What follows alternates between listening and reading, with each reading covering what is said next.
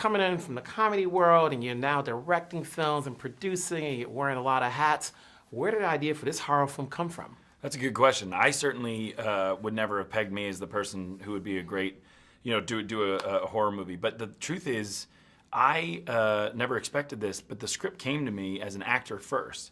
And the original script came 3 weeks after we had just had our second daughter. So I was wide open in this emotional place of, new parenting terror. And I was worried to keep this little girl safe, alive, and worried about if I was a good enough man to be her father. And that's what this movie's really about. I mean, this family in the movie is what I connected to. In a weird way, because it looks crazy from the poster, this is a love letter to my daughters. This is what I think, the epitome of what parenthood can be in an extreme case. And so that's what I fell in love with first. And then all the scares came from, I think, falling in love with the family. And if you care about this family, you don't want anything to happen to them, you'll be more scared.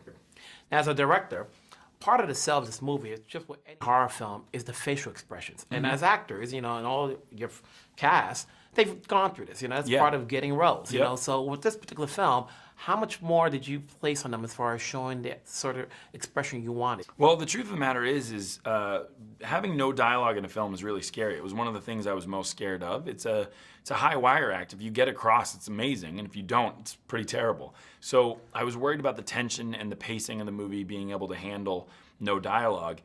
And then, very similar to the family in the movie, I think what we were most scared of turned out to be the thing that made us the most special, which is there's so much emotion and no talking. That the expressions, like you were saying, were so incredibly specific, emotional, powerful. And I got to say, the conversations, I never really told anybody how to act with their face. It was more about having the conversations very deeply, very honestly about what the situation was and what it entailed, and why they were so scared in this moment or why they were so sad in this moment. And these kids, I mean, Emily's amazing, but these kids were just so unbelievably talented. And Noah actually said something really interesting. He said, without dialogue, there's nowhere to hide. Because when you're in your hotel room planning on what you're going to say, how you're going to say it, there's so much preparation that goes into the words. And without that, you actually have to act genuinely. You have to actually be scared. You have to be sad. And so I thought that was the most articulate way to put it.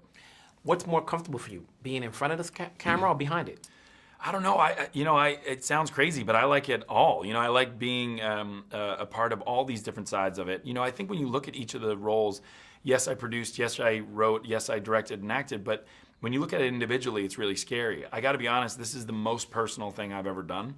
Like I said, it's a love letter to my kids. So I think that once we started shooting, all those roles became kind of one big role. It was sort of a way to protect the movie on all sides, rather than if you're just a director and want to change the script but you can't, and if you wrote the movie but can't direct it. It's really nice to be able to do all the things at once.